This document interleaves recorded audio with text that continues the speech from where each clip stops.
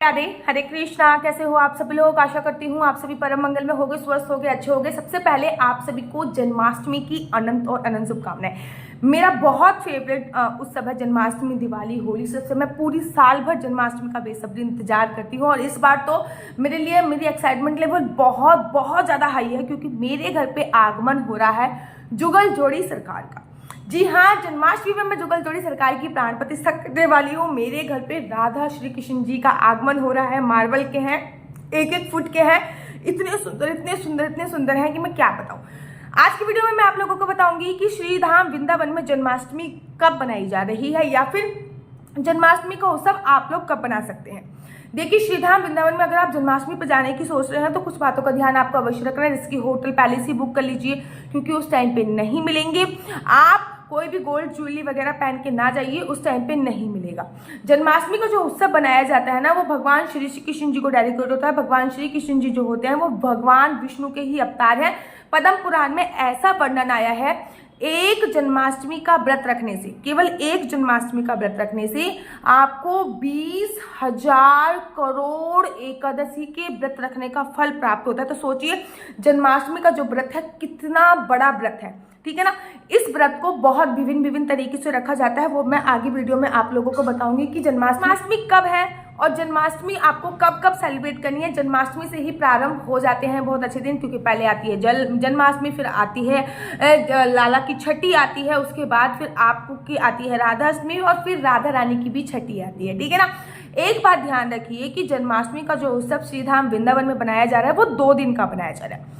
26 तारीख का भी श्रीधाम वृंदावन में जन्माष्टमी का उत्सव बनाया जा रहा है। जैसे कि इस्कॉन टेम्पल की मैं बात करूं, राधा माधव के मंदिर की बात करूं, ठीक है ना, राधा वल्लभ के मंदिर की बात करूं, मैं गौड़े संप्रदाय की बात करूं, इन सभी संप्रदाय में या फिर वृंदावन के जो ब्रजवासी हैं, ये 26 तारीख को ही व्रत इत्यादि रखेंगे और 26 तारीख की रात्रि के 12 बजे ही पूजा अर्चना वंदना वो करेंगे और 26 तारीख को ही जन्माष्टमी का पावन उत्सव बनाया जाएगा।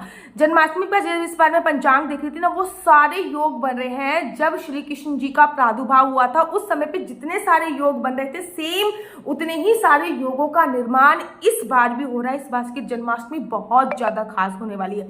सोचिए, रोहिणी नक्षत्र इस बार पड़ रहा है, अष्टमी तिथि तो हमेशा ही पड़ती है, वो सारे योग पड़ रहे हैं। जब श्री कृष्ण जी का प्रादुर्भाव हुआ था द्वापर युग में, तब ये सारे योग पड़े थे, वो ही जन्माष्टमी पर इस बार ये सारे योगों का समावेश हो रहा है।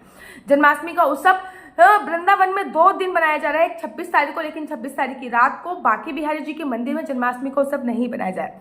मतलब पूरे वृंदावन में 26 तारीख को जन्माष्टमी का उत्सव बनाया जाए। लेकिन मैं वही बात करूं, श्रीधाम वृंदावन में स्थित वृंदावन के राजा कहे जाने वाले बांके बिहारी जी के मंदिर की, तो बांके बिहारी जी के मंदिर में जन्माष्टमी का जो उत्सव बनाया जा रहा है वो 27 तारीख को बनाया जा रहा है। जी हाँ, 27 तारीख को ही मंगला आरती होने वाली है। अब आप कहोगे दीदी हम तो बहुत कंफ्यूज हैं, 26 तारीख को व्रत रखेंगे, 27 तारीख को व्रत रखेंगे, वो टोटली आप पे निर्भर करता है। मैं हमेशा कहती हूँ, आप जिस भी संप्रदाय को मानते हैं उस संप्रदाय के हिसाब से आप व्रत रख सकते हैं। आप व्रत 1 दिन का भी रख सकते हैं, 2 दिन का भी रख सकते हैं, और या फिर जिस भी, अगर आप बांके बिहारी जी से पूर्ण आस्था है, आपके गुरु जी बांके बिहारी जी को मानते हो, तो आप 27 तारीख का व्रत रखिए, 27 तारीख को पूजा अर्चना वंदना कीजिए। अगर आप इस्कॉन टेम्पल को मानते हैं, राधा माधव के मंदिर में मानते हैं, या फिर आप खाटू श्याम में मानते हैं, तो खाटू श्याम में भी जन्माष्टमी का जो उत्सव बनाया जा रहा है वो 26 तारीख को बनाया जा रहा है। मैं कह रही हूँ, जिस भी संप्रदाय को आप मानते हैं, जिस भी संप्रदाय की आप पूजा अर्चना वंदना करते हैं, जिस भी संप्रदाय के आपके गुरु हैं, आपको उनके अनुसार व्रत इत्यादि रखना है।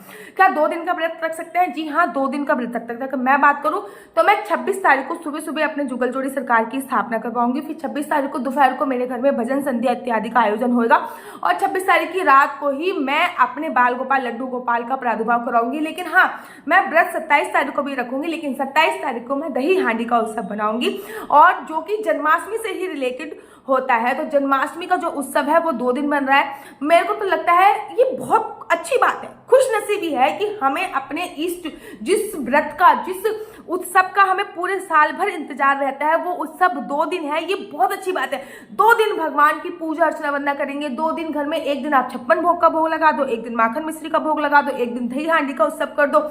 कुछ झांकियां जो 26 को रह गई थी वो 27 को पूरा करो।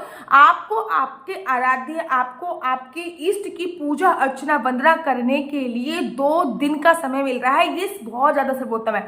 अब आप में से बड़े सारे लोग पूछेंगे, दीदी हम लड्डू गोपाल का प्रादुर्भाव कब करें या फिर भगवान का जन्म किस दिन करें, तो 26 तारीख की रात को आप कर सकते हैं। अगर आप मेरे द्वारा करना चाहते हैं तो 26 तारीख की रात को कीजिए, क्योंकि मैं भी 26 तारीख की रात को करूंगी, क्योंकि 26 तारीख को रोहिणी नक्षत्र भी पड़ रहा है, जो कि 26 तारीख की रात को पड़ रहा है। और भगवान का जो प्रादुर्भाव हुआ था वो 26 तारीख की रात को ही हुआ, मतलब रोहिणी नक्षत्र में ही हुआ था। अष्टमी तिथि थी, रोहिणी नक्षत्र था, तो रोहिणी नक्षत्र जो पड़ रहा है वो 26 तारीख की रात को ही पड़ रहा है। और साथ ही के साथ लेकिन वृंदावन धाम में जो बांके बिहारी जी की मंगला आरती होने वाली है वो 27 तारीख को होने वाली, तो वृंदावन में 27 तारीख को उत्सव बनाया जाएगा जन्माष्टमी का। और बाकी मतलब बांके बिहारी जी के मंदिर में 27 तारीख को उत्सव बनाया जाएगा, बाकी हर जगह 26 तारीख को उत्सव बनाया जाएगा। आगे भी आप लोगों से सारी वीडियो अपडेट करेंगे कि कैसे पूजा करनी है, कैसे पूजा अर्चना वंदना करनी है, लड्डू गोपाल लेके आ सकते हैं, नहीं लेके आ सकते, वृंदावन जा रहे हैं तो क्या क्या सावधानियां बरतते, राधाष्टमी कब बनाई जाएगी,